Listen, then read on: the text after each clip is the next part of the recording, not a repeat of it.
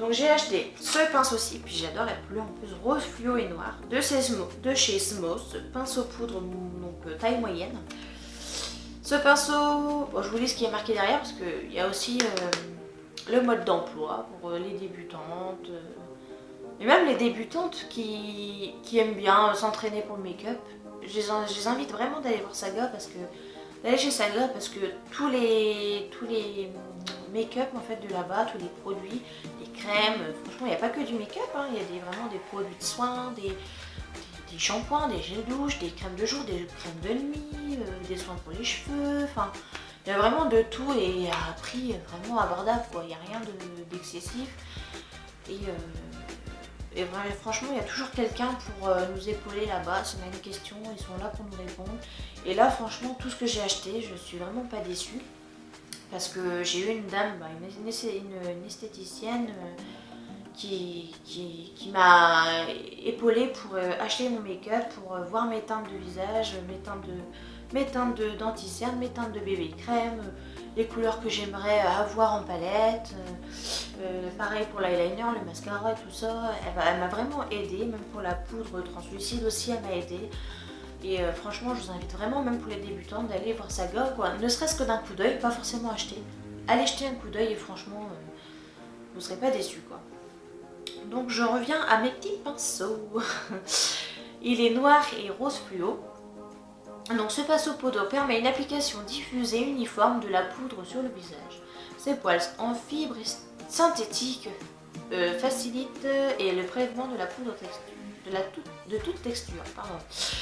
La poudre libre, compacte, convient aussi pour les fards à joues, donc les blushs, contouring. Après pour contouring, il vaut mieux acheter un pinceau plat quand même. Alors celui-là je ne l'ai pas utilisé, vous voyez bien qu'il est neuf, hein. Celui-là je ne l'ai pas testé encore. Je voulais faire le haul avant de le tester quand même, mais je n'avais pas vous présenter des pinceaux tout dégueulasses, tout crasso. Donc je ne l'ai pas encore testé, mais j'arrive pas à l'ouvrir, je crois pas parce qu'il est scotché. Ah, voilà.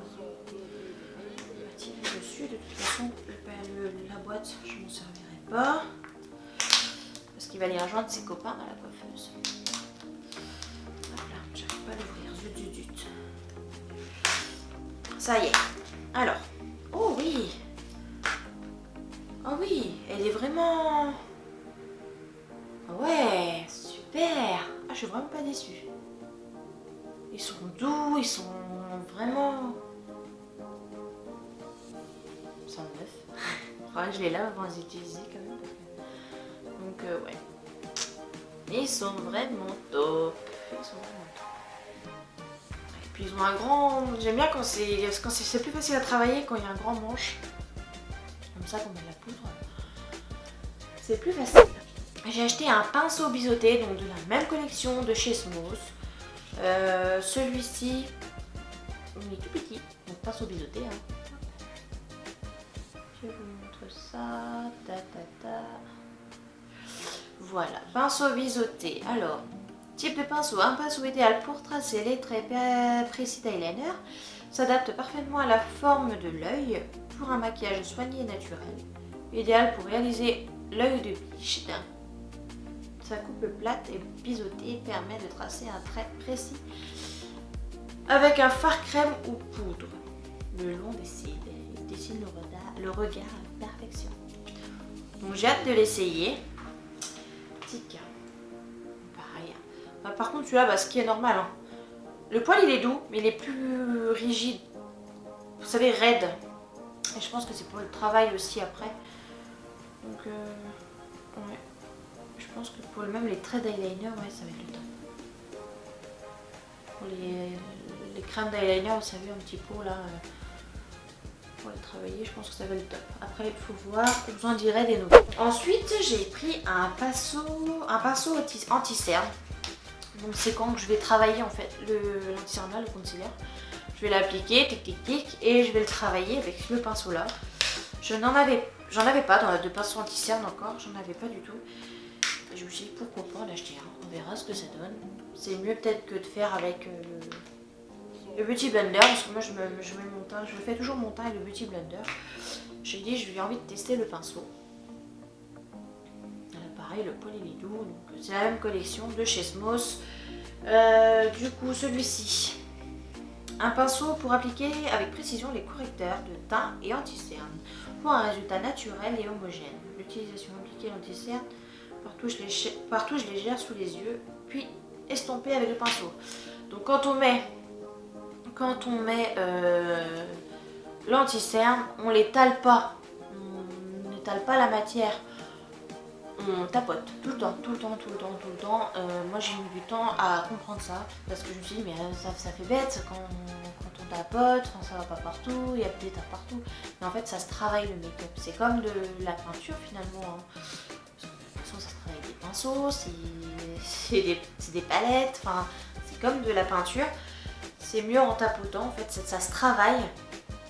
Ça se travaille pour que ce soit joli. Ensuite, du rouge à lèvres mystique. Couleur orchidée de chez Note. C'est la teinte 15. Ouais, c'est ça. Oui, c'est ça, la teinte 15, c'est marqué dessus en plus. Et celui-là, j'adore l'odeur. Franchement, elle est vraiment top. Je vais vous montrer ça ici. Vous voyez, regardez la pigmentation, c'est ici.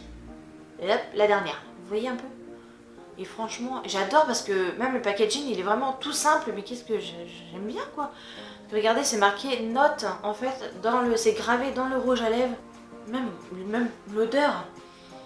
Je pense que celui-là, je ne l'ai pas encore porté non plus.